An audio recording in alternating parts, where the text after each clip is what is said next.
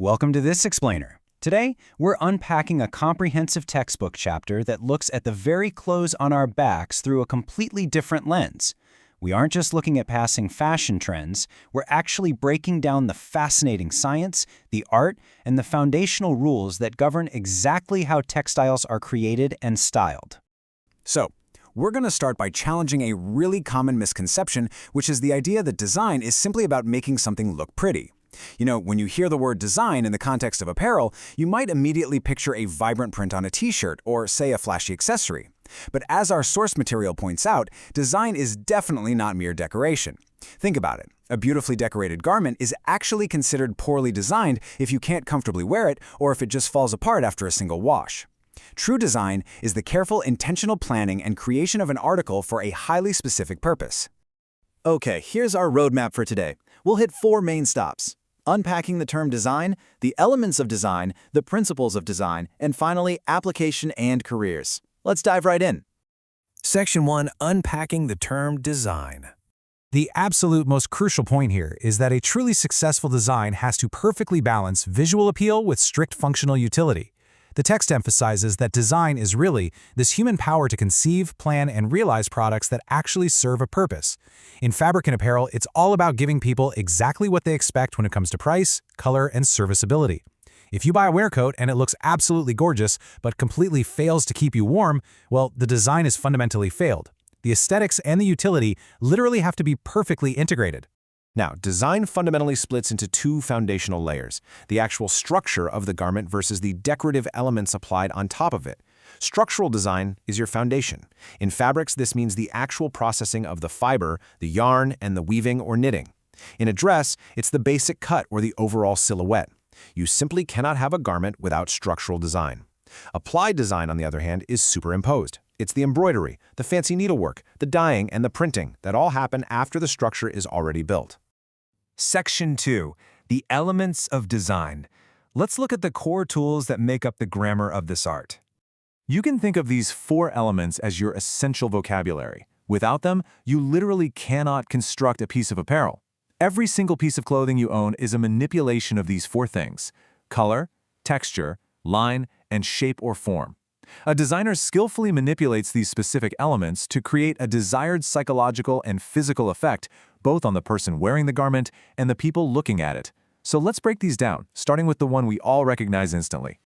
To really wrap our heads around the Munsell color wheel, we first have to master 3 definitions that dictate exactly how we perceive every single color in our wardrobe. First is hue, which is simply the common name of the color, like red, blue, or yellow. Next is value, which is how light or dark that hue is. Think of the difference between a soft pastel pink versus a deep, rich burgundy. And finally, intensity, or chroma, which is the pure, unfiltered brightness of the color. Understanding these 3 variables allows designers to make highly specific statements with their work. And because color is, at the end of the day, simply light reflecting off a surface, designers use the actual physics of light to their advantage. Longer wavelengths literally advance toward our eyes to stimulate us, while shorter wavelengths recede back to create a much more restful effect. So, red, orange, and yellow, those are long wavelengths. They are stimulating, advancing colors that instantly grab your attention. Meanwhile, green, blue, and purple have shorter wavelengths, which creates a receding, restful, and calming visual effect. Now, designers aren't just throwing colors together and hoping for the best. They use strict formulas based on the color wheel to create contrasting harmonies. For example, a complementary scheme uses colors directly opposite each other on the wheel, creating a really high contrast. A split complementary scheme softens that contrast just a bit by using a hue and the neighbors of its complement.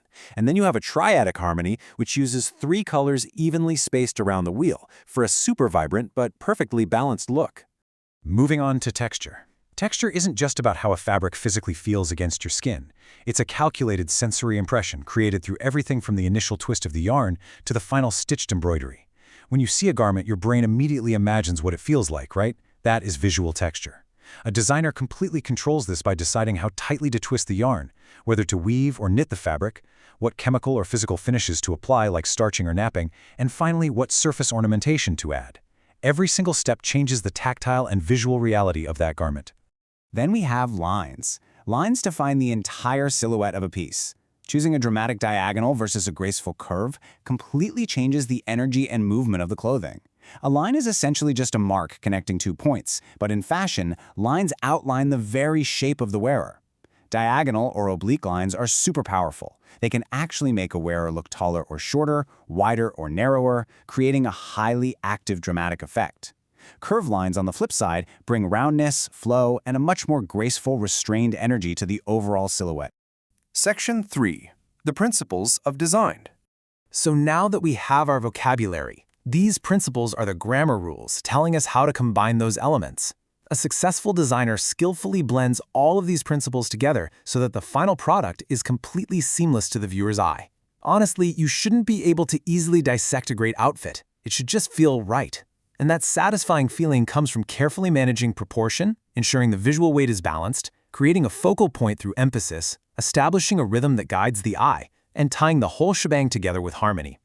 Let's look a bit closer at proportion, which is all about the relationship of one part of an object to another. According to our source chapter, dividing a garment exactly in half is actually visually boring. Instead, using a ratio like 3 to 5 to 8, where the smaller part is 3, the larger part is 5, and the whole is 8, is incredibly pleasing to the human eye. It's known as the golden mean. This is literally why high-waisted jeans paired with a cropped or tucked-in shirt look so universally flattering on people.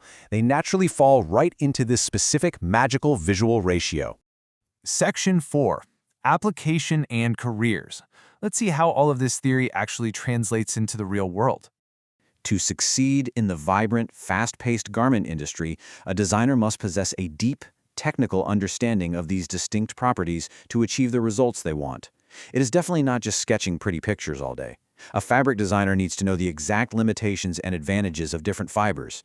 They have to understand the complex chemistry behind dyeing properties and know exactly at what stage of production color should be applied to get a specific look, all while rigidly applying the principles of design we just covered.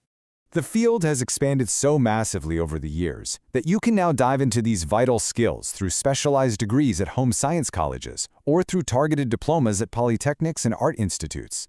It's an incredibly dynamic educational path for aspiring creatives, where fabric design and apparel design are practically two separate, robust specializations you can pursue. Let's ground all this theory in a practical textbook activity by taking a quick look at batik. This is a traditional method of applying structural and applied design. The source text uses this activity to show students exactly how design principles are executed by hand, proving that even centuries-old techniques rely on the exact same fundamentals we've been talking about today. In the batik process, raw materials are methodically manipulated using our design elements to create a functional, highly aesthetic textile. Step 1. The fabric is thoroughly cleaned and stretched out. Next, the designer applies a carefully calculated mixture of light paraffin wax and adhesive beeswax to dictate exactly how the dye will penetrate the cracks. And this right here is pure applied design in action. Finally, drying and hot pressing from the wrong side sets the color and the texture, perfectly marrying the aesthetic vision with the physical utility of the fabric. Before we wrap up this explainer, I really want you to take a look at your own outfit and decode the hidden grammar of its style. Look at the hue and the value of the shirt you're wearing. Are the lines oblique or curved? How is the texture interacting with the light in the room right now? By understanding the structural and applied elements and the strict principles that bind them together, you can literally read clothing like a book. You now know that design is far, far more than just decoration. It is a calculated, functional art form. So next time you look in the mirror, ask yourself, what is your design really trying to say?